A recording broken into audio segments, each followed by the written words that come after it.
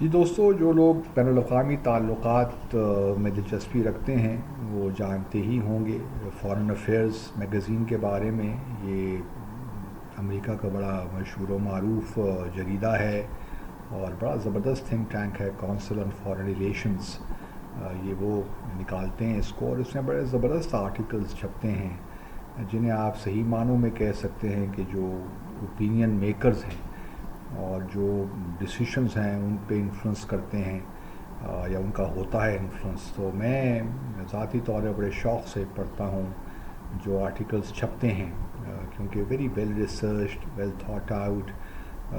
Articles بھی ہوتے ہیں، گو کہ کہیں کہیں ہمیں بائسز بھی نظر آتے ہیں یو ایس اسٹیبلشمنٹ کے اس میگزین میں، لیکن دیٹ از نیچرل۔ پھر جو شخص پڑھتا ہے اس کا کام ہے کہ وہ کس طرح جو بھی کچھ کہا جا رہا ہے آرٹیکلز میں کس طرح آپ اس کو لیتے ہیں، تو وہ ہر پڑھنے والے پہ ڈپینڈ کرتا ہے۔ لیکن اوور آل میں ذاتی طور پہ اس میگزین کو بڑا ٹاپ پہ ریٹ کرتا ہوں جو انٹرنیشنل ریلیشنز پہ چھپتے ہیں۔ بلکہ آپ کو یاد ہوگا کہ the clash of civilization, Samuel Huntington کا جو آرٹیکل ہے وہ بھی فارن افیئرز ہی میں چھپا تھا۔ اس طرح اور بھی دا اینڈ آف ہسٹری ہے،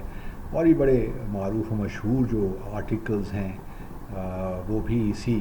جریدے میں چھپے تھے۔ اب ریسنٹلی میں جو حال کا جو ایک بلکہ لیٹسٹ جو ایشو آ رہا ہے فارن افیئرس کا، اس میں ایک آرٹیکل چھپا ہے جس میں ایک آرگنائزیشن ہے عرب بیرومیٹر۔ یہ آرگنائزیشن ایکچولی کام کرتی ہے کہ جو عرب دنیا میں اس وقت جو کچھ ہو رہا ہے اس میں کیا لوگ سوچتے ہیں، خاص طور پہ یو ایس سے متعلق۔ تو یہ جو عرب بیرومیٹر آپ کہہ لیجئے ایک تھنک ٹینک ہے، یہ 2006 میں شاید بنا تھا۔ تو اس وقت سے لے کر اب تک یہ مختلف پبلک پولز بھی کرتا رہا ہے، پبلک سرویز بھی کرتا رہا ہے، اور ان کا بھی کافی ایک لحاظ سے انہوں نے اپنی ایک ریپوٹیشن بلڈ کر لی ہے۔ سو کافی جانا پہچانا کریڈیبل نام بن گیا ہے یہ۔ ابھی کچھ ریسنٹلی انہوں نے حال میں ہی ایک پول کیا تھا، خاص طور پہ 7 اکتوبر 2023 سے جب سے غزہ کا واقعہ شروع ہوا ہے، وہاں پہ لڑائی ہو رہی ہے، تو انہوں نے کچھ سرویز کیے ہیں، اور یہ سرویز جو امریکی ڈیسیشن میکرز ہیں ان کے لیے کافی ورنگ ہونے چاہیے، کیونکہ جہاں دنیا امریکہ کو دیکھ رہی ہے کہ وہ اب تو کچھ تھوڑی بہت انہوں نے پالیسی چینج کی ہے، خاص طور پہ نتنیاہو پہ بڑا زور دے رہے ہیں، لیکن اوور آل جو اس سروے سے ہمیں بات ملتی ہے، یہ 7 اکتوبر سے لے کر جنوری فیبری 2024 تک کا سروے ہے، اور انہوں نے اس میں 5 ممالک کو کور کیا ہے، جس میں جارڈن ہے، کویت ہے، لیبنان ہے، ماریتانیہ ہے اور موراکو۔ تو یہ وہ ممالک ہیں جن پہ انہوں نے لوگوں سے بات کی، تقریباً 12,000 لوگوں سے انہوں نے بات کی، اور پھر یہ ہمارے سامنے فائنڈنگز رکھی ہیں۔ فائنڈنگز کے مطابق یہ ہے کہ جو لوگ عرب دنیا میں خیال یہی کیا جاتا ہے کہ جس طرح امریکہ اسرائیلیوں کی عام اسرائیلیوں کی کے بارے میں سوچتا ہے یا ان کے بارے میں کنسرنڈ ہوتا ہے، وہ اس کا معاملہ فلسطین کے حوالے سے نہیں ہے یا مسلمانوں کے حوالے سے نہیں ہے۔ مسلمان جتنے بھی مر جائیں عرب دنیا میں تو یو ایس اس پہ اتنا زیادہ فوکس نہیں کرتا، اور بڑا پرو اسرائیل ہے امریکہ۔ تو اس وجہ سے آپ کہہ سکتے ہیں کہ جو اس وقت سول سوسائٹی میں یا پبلک میں جو ایک پریشر بلڈ ہو رہا ہے، گو کہ زیادہ تر تو اتھارٹیرین ریجیمز ہیں مڈل ایسٹ میں، اگر آپ دیکھیے چاہے وہ ایجپٹ ہو یا پھر شہنشاہیت ہے، اگر آپ موراکو کو ہی دیکھ لیں،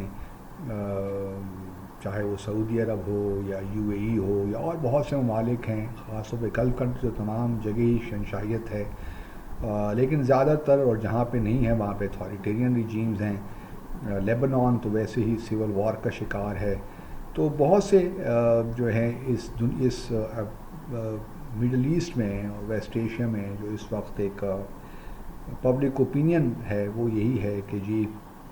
امریکہ اگر چاہتا تو شاید یہ معاملات اتنا طول نہ پکڑتے،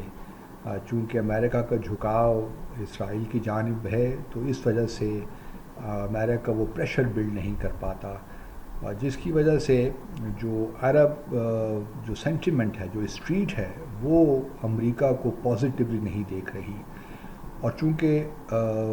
امریکہ جو عرب دنیا ہے، جو اسٹریٹ ہے، وہ امریکی یا امریکہ کو پازیٹیولی نہیں دیکھ رہا، اس لیے وہاں کی جو حکومتیں ہیں ان کے لیے اب بڑا مشکل ہو گیا ہے کہ وہ کوئی ایسے فیصلے کریں، مثال کے طور پر ابراہیم اکارڈز کی طرف واپس جائیں یا پھر امریکن کے ساتھ انگیج کریں اس طرح جس نے ان کو کرنا چاہیے۔ دوسری طرف یہ بھی پبلک اوپینین پولز میں ایک یہ فائنڈنگ ہے کہ جوں امریکہ کی اسپیس کم ہو رہی ہے، وہاں چین کی اسپیس بڑھ رہی ہے۔ اس کا مطلب ہرگز یہ نہیں ہے کہ چین کو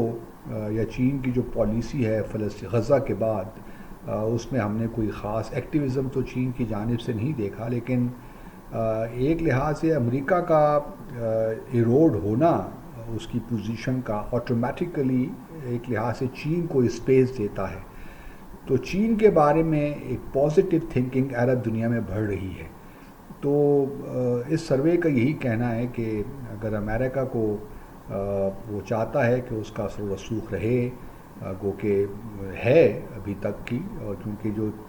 دوسرا جو پازیٹیو سینٹیمنٹ وہی ہے کہ بٹوین اتھارٹیرین ریجیم چائنا کا جو ماڈل ہے اس کے مقابلے میں امریکن ماڈل کو عرب دنیا زیادہ پسند کرتی ہے، گو کہ شہنشائیت ہے وہاں بھی زیادہ تر عرب دنیا میں اتھارٹیرین ریجیمز ہیں،